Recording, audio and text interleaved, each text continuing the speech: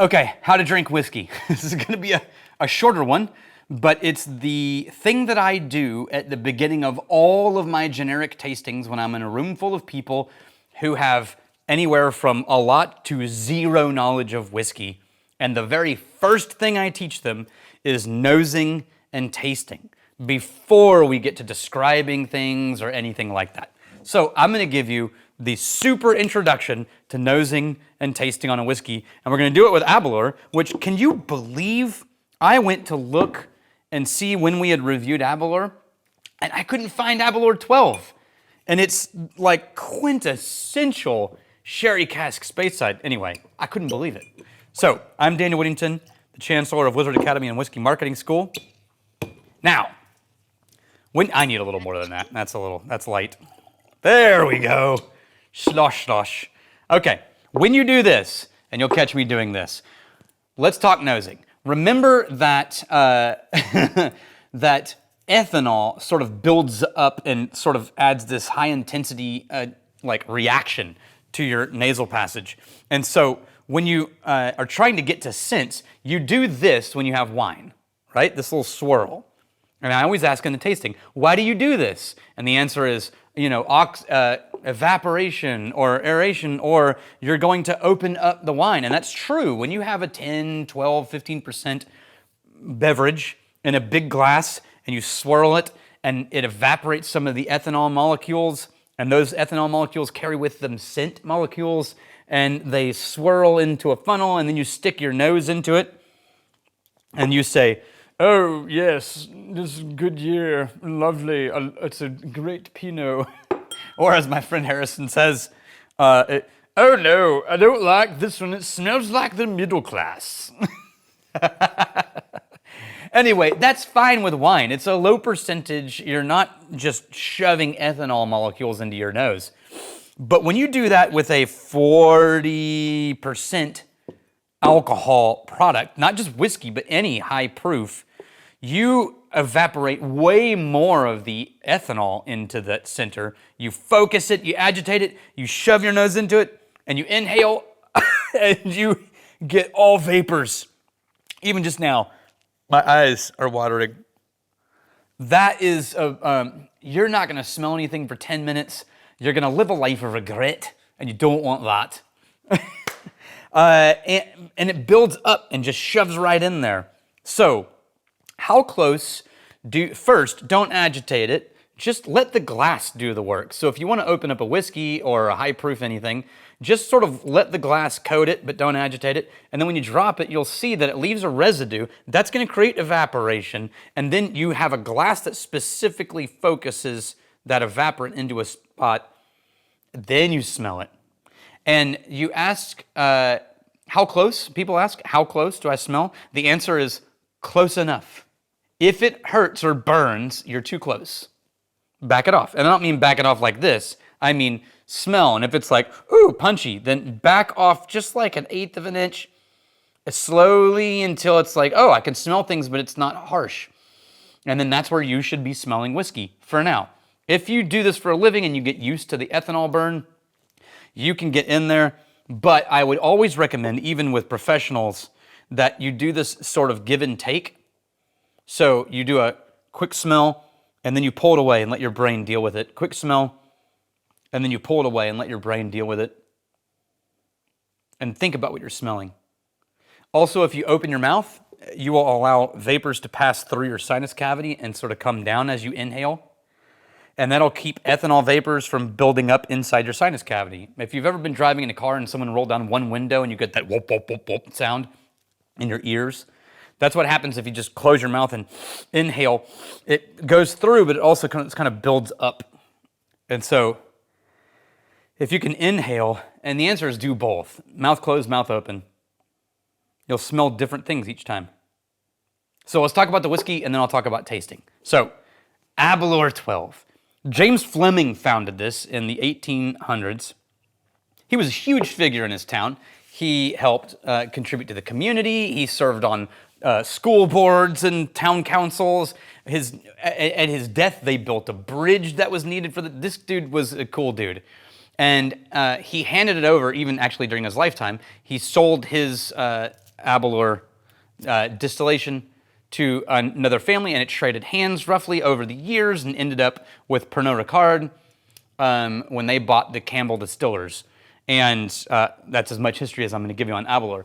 In my personal experience with Aberlour, when someone asks, what is a quintessential sherry scotch? I think of two distilleries. This is me personally. Glendronach and Aberlour. That's it. There's others. You could argue Macallan, but for me, if you wanted a pure sherry cask scotch experience, I default to Aberlour and Glendronach, and I love them both. And Aberlour is great. I love the Abenade, which is the cask strength one. This is way more approachable, but it's got all the beautiful sherry things you're looking for. And notice that I just did what I always tell you. That's because physical habit. And a little punchy because of the agitation. This one to me is plum and grass and an almost raisin note, and then this sort of like soft, gentle, sweet, sickly note that that barley can get, that just barley spirits have, almost funky. This one's softer because it's a lower proof, and we're gonna try it.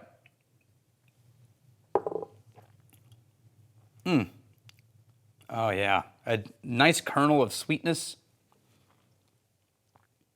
And then it just sort of opens into this slightly hint of the sulfuric notes of a sherry, but without being strong or overwhelming. And actually, instead of splitting this up, I'm going to talk about tasting whiskey in the context of Aberlour 12. So when you take a sip of whiskey, if you do wine, you do this, and I'm not going to do it with this. And I always ask, what are you doing with wine when you do that? And the answer is, oh, you're aerating it, you're spreading it around, you're evaporating. That's fine with 10% alcohol. You do that with 40% alcohol, plus you're going to fry your palate. You're going to choke on the fumes, and you're not going to be able to taste anything for a while. And you're going to live a life of regret. And you don't want that. So, I always do 3 sips with the whiskey. And my first one is, don't treat it too precious. It's just whiskey. Just take a sip and swallow it, full stop. And I always say about the volume that you would really hot coffee, right? Just don't screw with it, take a sip. And on that sip, Aberlour gets a kernel of candy and then this sort of dry faintiness, and then it sort of dissipates. Very sweet.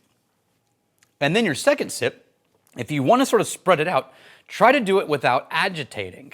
And what I mean by that is don't swish it, but instead move your mouth around so that it coats all the available surfaces. I've heard bourbon guys talk about this as the Kentucky Chew and whatever. It just means move it around your mouth, but without being not gargling it, right? Or agitating it too aggressively. And when you do that with Aberlour, this slightly bitter dark chocolate note sort of crawls in.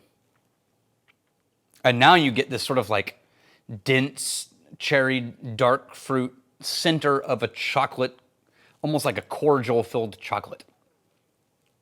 I like Aberlour. Double cask, that just means they used bourbon and sherry cask. I think, can't go wrong with a classic representation of good sherry cask space side, sherry forward, because they do both, right? It's both barrels, sherry forward space side experience. So, now that you've tasted, I'm gonna give you one final tip that I learned from Irene Tan from the Whiskey Mentors, and it's been stuck in my head ever since. And she describes the palate experience of a whiskey by drawing a tic-tac-toe grid, and I've talked about this before, a tic-tac-toe grid, and you take a sip, you spread it across and you swallow, and you draw a line and you color in the boxes on where your palate is experiencing the whiskey, with the top boxes being the front palate, the middle being the middle, and the bottom boxes being the finish. And for me, if I was just, it's almost like subconscious drawing stream of consciousness writing. If you just draw the grid, and then you take a pen or a pencil, and as you're sipping, just color in, scratch in the direction as how things move. And for me, it goes very little on the front, the dead middle, and then it spreads across all three mid-palate, huge and heavy, and then weirdly, it leaves this hole in the middle in the finish and goes straight to the back two corners. And that's a weird one that I wouldn't normally teach in the class, but hey, you're watching a video on how to taste whiskey. So there you go. Cheers to you, and I'm really glad you're here. If you want to truly experience the taste of YouTube, like and subscribe.